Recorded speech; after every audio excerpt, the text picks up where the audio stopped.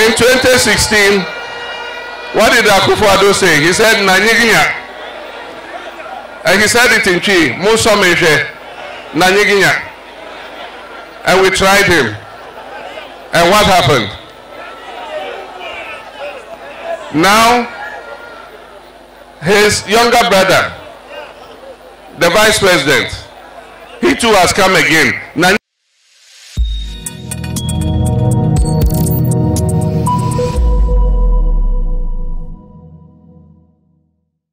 We're going to elections on 7th December 2024. And we have a simple choice to make.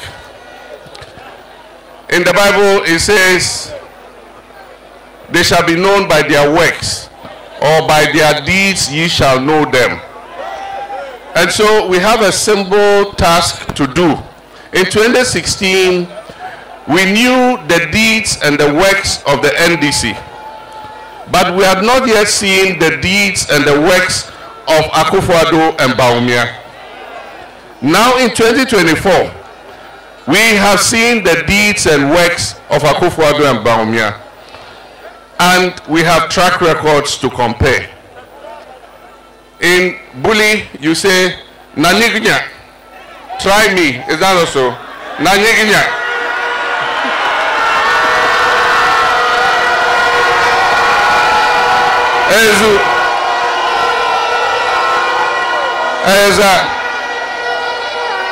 In 2016, what did Akufo-Addo say? He said, Nanyiginya.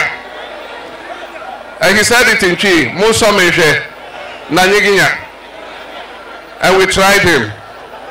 And what happened? Now, his younger brother, the vice president, he too has come again. Nanyiginya, try me.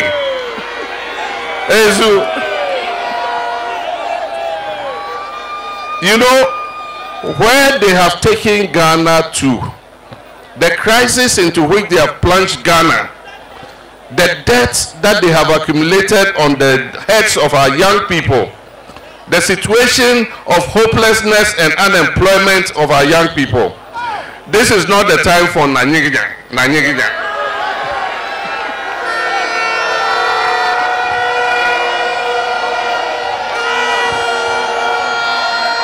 This is not the time for try me.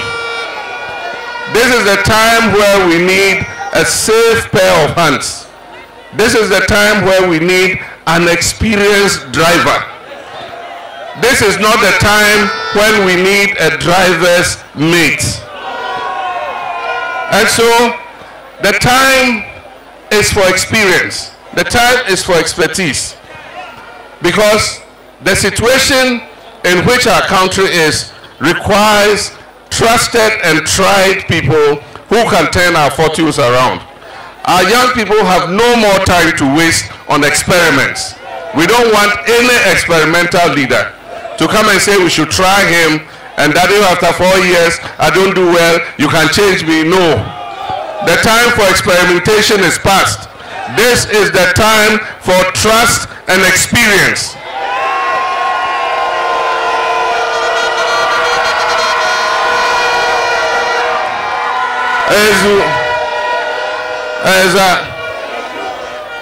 You know, there are different politicians.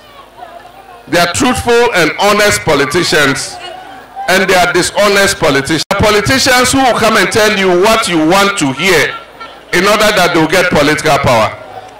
There are politicians who will come and tell you, Yeti Sikaso and so come there.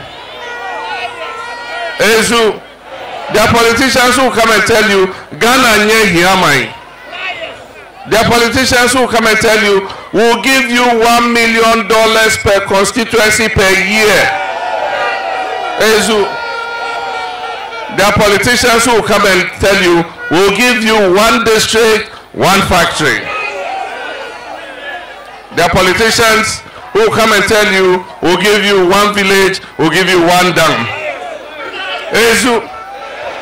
There are politicians who come and tell you, we'll give you phones and you pay 1 CD every month for 500 years. And that is because they want political power for themselves.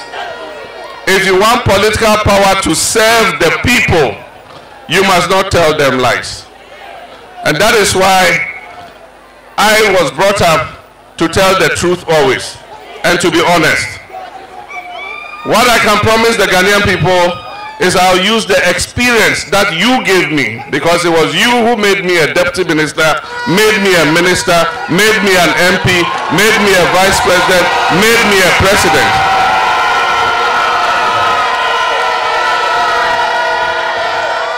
So that experience you gave me, I am going to put it at your disposal in order to turn around the economic crisis that we are facing and bring prosperity and employment and jobs back to our young people. And I'm not going to do this alone. Women are our partners. God created man and created woman. He created women to be our partners, not to be our slaves, not to be our servants. Ghanaian women have done very well. They've served in every major position of the land. They've been Chief Justice, they've been Minister of Foreign Affairs, they've been Minister of Transport, they've been Attorney General and Minister of Justice, they've been Minister of Fisheries, they've been Minister of Gender, they've been Director General of Prisons, they've been Chief Justices, everything. The only positions a Ghanaian woman has never ever served is the two top positions of the land, the Vice President and the President. But thank God, history is about to be made. History is about to be made. For the first time in the history of Ghana, a capable Ghanaian woman, a qualified Ghanaian woman, is going to be elected as the Vice President of the Republic of Ghana.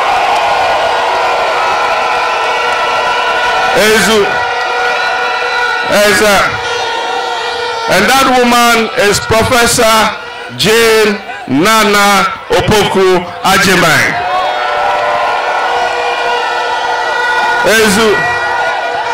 And it gives us hope for our daughters and our sisters. I have a daughter called Farida. It gives me hope that one day my daughter can rise to the highest position of the land. Your daughter can rise to the highest position. Your sister can rise to the highest position. And we are not making her Vice President because she's a woman. We are making her Vice President because she is qualified. She was the first Vice Chancellor of a public university. She was my Minister of Education. At her time, all children in basic school had 4 textbooks free of charge from government. At a time, we removed more than 2,000 schools under trees. At a time, she started the E-block schools that we have built across the country. This is a capable woman. She is capable of being Vice President, and she will make the women of Ghana proud. We have the men and the women to be able to turn things around. And Nana Jane Opoku Agyeman is going to be my co-driver. She's not going to be my driver's mate. She's going to be my co-driver.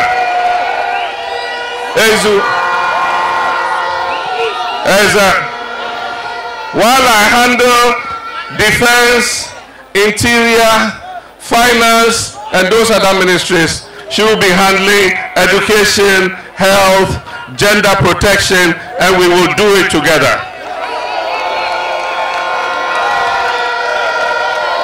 Together we will make Ghana better.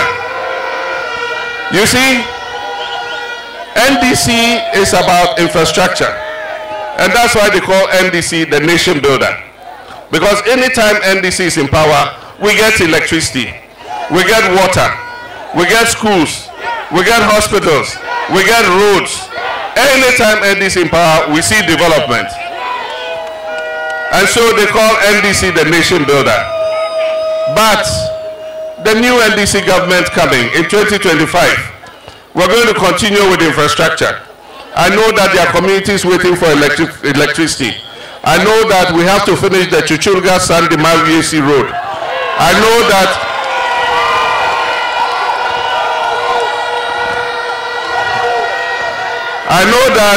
we have to provide you with a tertiary institution, an agricultural college in Sandima.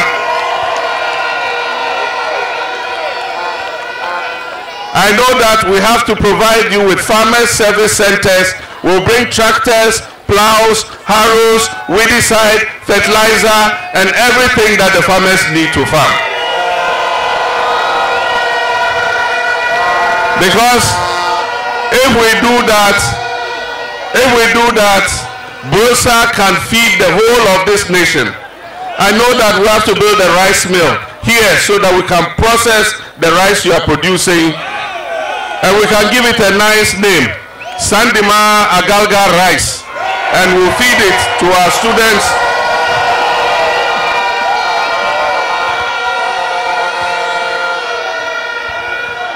And we'll buy the rice from our farmers, we'll feed it to our students in the schools, we'll feed it to our patients in the hospital, we'll feed it to our prisoners in the prisons, so that our farmers can get a market. I know we need to do all that.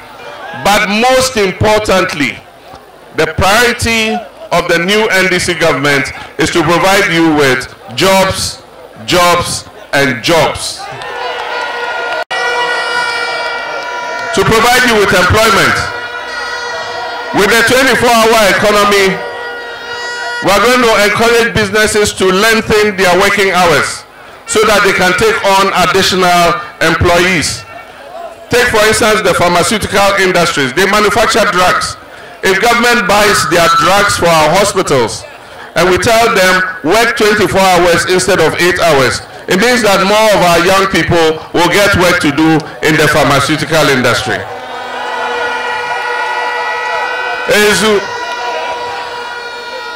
And our colleagues have no policy. The one who said, when the fundamentals are weak, the exchange rate will expose you. Now he has run away from economic matters. He doesn't talk about economy again. It's only about digitalization. Mr. Digitalization. He no longer talks about economy. So when we say 24-hour economy, they have no response. So in one breath they say, oh, but 24-hour economy, we are doing it already. If you are doing it already, it means you understand it. Then in another breath they say, but even your 24-hour economy, we don't understand it. When a person is sleeping, you can never wake him up because he's not asleep. They don't want to understand it. However you explain it, they'll say they don't understand it. It is simple. It will provide more employment for our young people to do. That is what 24-hour economy is about.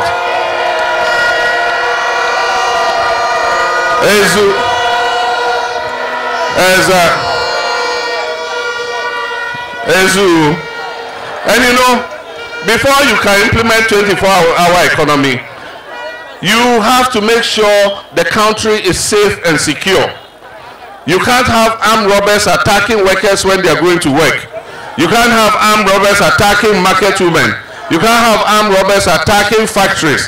You can't have armed robbers attacking service industries. And so you have to make sure the country is safe.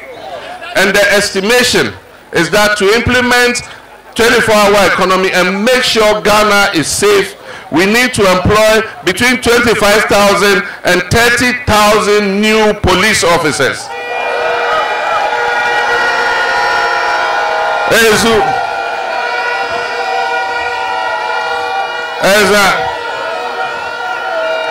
And we want to give all of you an opportunity if you want to work in the security services. And so we're going to do regional recruitment. We're not going to sit in Accra and do a protocol list, write a few names, go to some chief's palace and write people's names. We'll come to the regions, you apply, we'll give all of you an opportunity to be employed in the security services.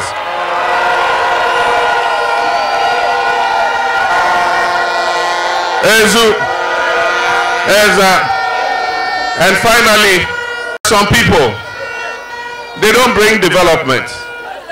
They don't build anything. They don't give you light, don't give you water, don't give you electricity, don't build roads. But when it comes to elections, They have made a lot of money, so they have money. When it comes to elections, they will come and give you 500 Ghana, bring your Momo number, we'll send you money, vote for us. When they call for your Momo number, give it to them. When they bring 500 cedis, collect it. When you collect the money, you do what? You chop it. What did I say? When they bring the money, you collect it. When you collect it, what do? You chop it. Ezu, the whole of Ghana must become like Asin-North. Asin-North, they took our MP to court and tried to remove him. And the court ordered that there should be a by-election there. We went back to Asin-North. They came with trucks full of money. They brought bullion vans full of money. And everybody was being given 200 cedis, 200 cedis, 200 cedis, 200 cedis. You know what the people of Asin-North did? They collected the money, they chopped the money, but on the day of the vote, they voted for the truth.